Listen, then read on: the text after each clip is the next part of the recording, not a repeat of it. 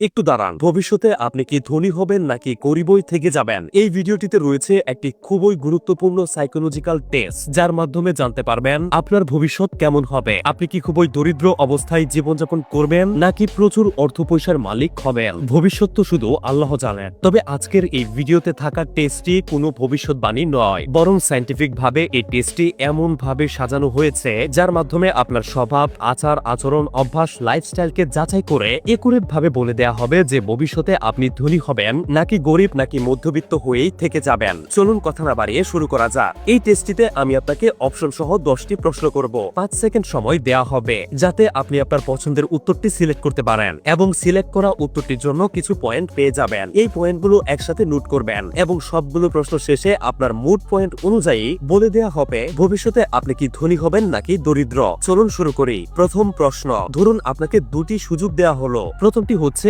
আজকেই আপনাকে 10 লক্ষ টাকা দেয়া হবে, দ্বিতীয়টি হচ্ছে 1 বছর পর আপনাকে 1 কোটি টাকা দেয়া হবে। তাহলে আপনি কোনটি বেছে নিবেন? অপশন এ, আপনি এর মধ্যে কোনোটাই নেবেন না, কারণ এতগুলো টাকা কি আর কেউ কাউকে এমনিতেই দিয়ে দেয়? নিশ্চয়ই কোনো ভেজাল আছে। অপশন বি, আপনি এখনোই 10 লাখ টাকা নিয়ে নিবেন, নাকি অপশন সি, আপনি 1 বছর ওয়েট করবেন 1 কোটি টাকার জন্য।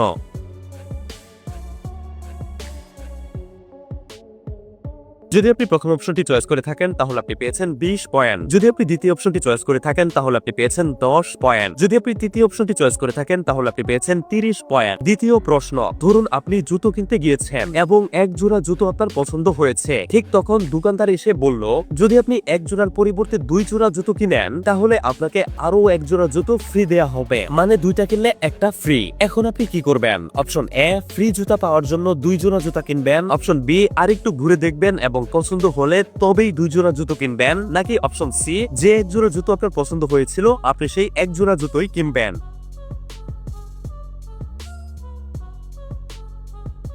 যদি আপনি প্রথম অপশনটি চয়েস করে থাকেন তাহলে আপনি পেয়েছেন 10 পয়েন্ট। যদি আপনি দ্বিতীয় অপশনটি চয়েস করে থাকেন তাহলে আপনি পেয়েছেন 20 পয়েন্ট। যদি আপনি তৃতীয় অপশনটি চয়েস করে থাকেন তাহলে আপনি পেয়েছেন 30 পয়েন্ট। তৃতীয় প্রশ্ন, আপনি কি শপিং এর লিস্ট বানিয়ে নিজের বাজেট নির্ধারণ করে এরপর কেনাকাটা করতে যান? অপশন এ, অবশ্যই। অপশন বি, কখনোই না, নাকি অপশন সি, যখন আপনার কাছে টাকা কম থাকে তখন আপনি এমনটা করেন।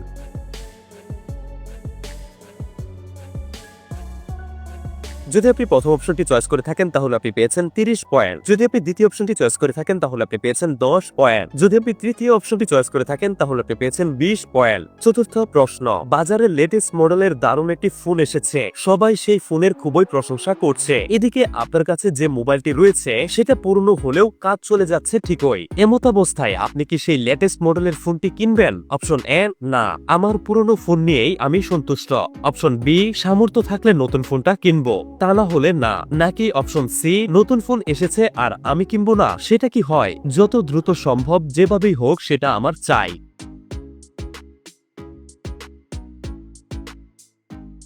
যদি আপনি প্রথম অপশনটি চয়েস করে থাকেন তাহলে আপনি পেয়েছেন 30 পয়েন্ট। যদি আপনি দ্বিতীয় অপশনটি চয়েস করে থাকেন তাহলে আপনি পেয়েছেন 20 পয়েন্ট। যদি আপনি তৃতীয় অপশনটি চয়েস করে থাকেন তাহলে আপনি পেয়েছেন 10 পয়েন্ট। পঞ্চম প্রশ্ন, আপনার জন্মদিনে গিফট হিসেবে কোন জিনিসটা পেলে আপনি সবচেয়ে বেশি খুশি হন? অপশন এ, নগদ টাকা। অপশন বি, বই অথবা শিক্ষামূলক কোনো জিনিস, নাকি অপশন সি, এমন কোনো গিফট যা আপনি কখনোই নিজের জন্য কিনতে পারবেন না, অর্থাৎ আপনার সামর্থ্য নেই।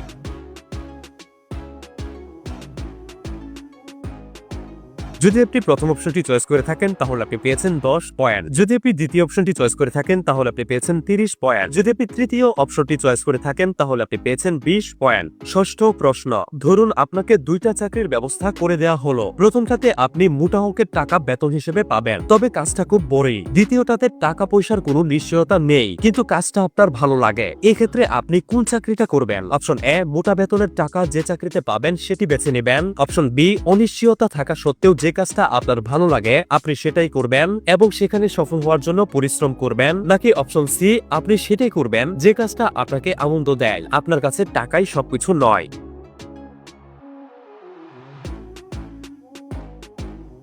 যদি আপনি প্রথম অপশনটি চয়েস করে থাকেন তাহলে আপনি পেয়েছেন 20 পয়েন্ট। যদি আপনি দ্বিতীয় অপশনটি চয়েস করে থাকেন তাহলে আপনি পেয়েছেন 30 পয়েন্ট। যদি আপনি তৃতীয় অপশনটি চয়েস করে থাকেন তাহলে আপনি পেয়েছেন 10 পয়েন্ট। সপ্তম প্রশ্ন, এগুলোর মধ্যে আপনি কোনটি খেতে বেশি পছন্দ করেন? অপশন এ, ফাস্টফুড জাতীয় খাবার আপনার খুবই পছন্দের। অপশন বি, পুষ্টিকর খাবার খেতে পছন্দ করেন। নাকি অপশন সি, মাঝে মাঝে বাইরের খাবার খেতে ভালো লাগে তবে বাসার খাবারও পছন্দ করেন।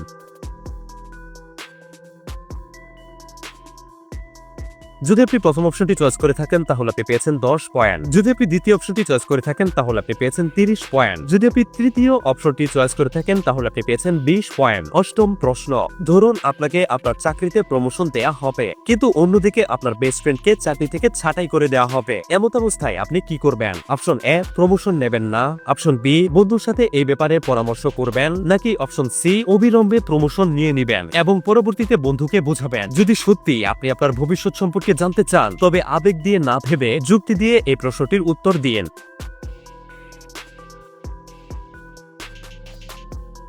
যদি আপনি প্রথম অপশনটি চয়েস করে থাকেন তাহলে আপনি পেয়েছেন 10 পয়েন্ট। যদি আপনি দ্বিতীয় অপশনটি চয়েস করে থাকেন তাহলে আপনি পেয়েছেন 20 পয়েন্ট। যদি আপনি তৃতীয় অপশনটি চয়েস করে থাকেন তাহলে আপনি পেয়েছেন 30 পয়েন্ট। নবম প্রশ্ন, ধরুন আপনার প্রিয় কোনো সেলিব্রিটি তারকা পাশের দেশে একটি প্রোগ্রামে আসবেন এবং আপনাকে সেই দেশে গিয়ে তার সাথে ফ্রিতে দেখা করার সুযোগ দেয়া হলো, কিন্তু বিমান ভাড়া এবং থাকা খাওয়ার খরচ আপনার নিজেরটা নিজেকেই দিতে হবে। আপনি কি করবেন? অপশন এ, আপনি যাবেন না। অপশন বি, অবশ্যই যাবেন। আফটার অল এমন সুবর্ণ সুযোগ কি বারবার আসে? নাকি অপশন সি, আপনি প্রথমে বিমান ভাড়া এবং খরচের হিসাব করবেন এবং যদি সামর্থ্যের মধ্যে হয় তাহলে যাবেন।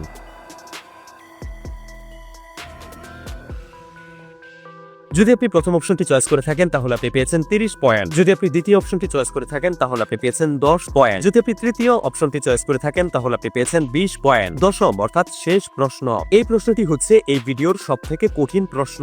আপনার মতে জীবনের আসল অর্থ কি? আপনার জীবনের উদ্দেশ্য কি? অপশন এ, জীবনে সফল হওয়া, ধনী হওয়া এবং নিজের সকল ইচ্ছা আকাঙ্ক্ষা পূরণ করা। অপশন বি, জীবনকে আপনার কাল্পনিক স্বপ্নের মতো উপভোগ করা।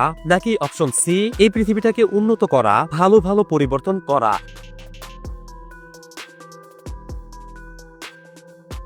যদি আপনি প্রথম অপশনটি চয়েস করে থাকেন তাহলে আপনি পেয়েছেন 30 পয়েন্ট। যদি আপনি দ্বিতীয় অপশনটি চয়েস করে থাকেন তাহলে আপনি পেয়েছেন 20 পয়েন্ট। যদি আপনি তৃতীয় অপশনটি চয়েস করে থাকেন তাহলে আপনি পেয়েছেন 10 পয়েন্ট। সবগুলো প্রশ্ন শেষ হলো। সবগুলো প্রশ্নের উত্তর থেকে পাওয়া আপনার পয়েন্টগুলো একসাথে যোগ করুন এবং আপনার মোট স্কোর কত হয়েছে মনে রাখুন। চলুন এখন জেনে নেই যে আপনি ভবিষ্যতে ধনী হবেন নাকি দরিদ্র হয়ে থেকে যাবেন। আপনার যোগফল যদি হয় 100 থেকে 160 এর মধ্যে তাহলে আমি দুঃখিত, খুব সম্ভবত টাকা পয়সার দিক থেকে আপনি ধনী হতে পারবেন না, তবে আপনার জীবনটা হবে রোমাঞ্চকর, অনেক মধুর স্মৃতি থাকবে আপনার, এমনকি জীবনে বন্ধু বান্ধব এবং সুন্দর সম্পর্কের অভাব আপনার হবে না। আসলে টাকা পয়সা আপনার কাছে তেমন একটা ম্যাটার করে না, তাই আপনি টাকা খরচ করার সময়ও তেমন একটা চিন্তা ভাবনা করেন না। প্রায়ই আপনি আপনার সামর্থ্যের বাইরে টাকা উড়িয়ে ফেলেন আর এর পরিণতি নিয়েও আপনার তেমন মাথা ব্যথা নেই। আপনার যখন যা করলে আনন্দ হয় সেটাই করেন। আর আপনি যদি এভাবে চলতে থাকেন তাহলে I am sorry to say আপনি টাকার দিক থেকে কখনোই ধনী হতে পারবেন না। আপনার যোগফল যদি 170 থেকে 230 এর মধ্যে হয়ে থাকে তবে আপনার টাকার পরিমাণ থাকবে মাঝামাঝি রকমের,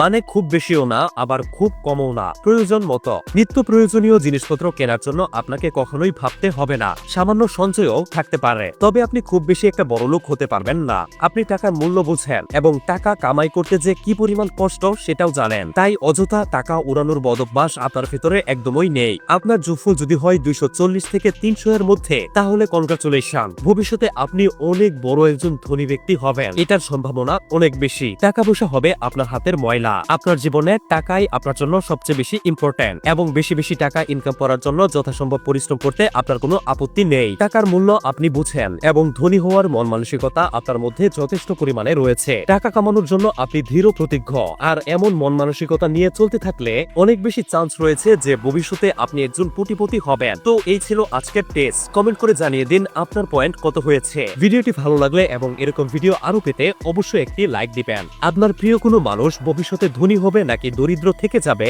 তা জানতে তার সাথে ভিডিওটি শেয়ার করতে পারেন।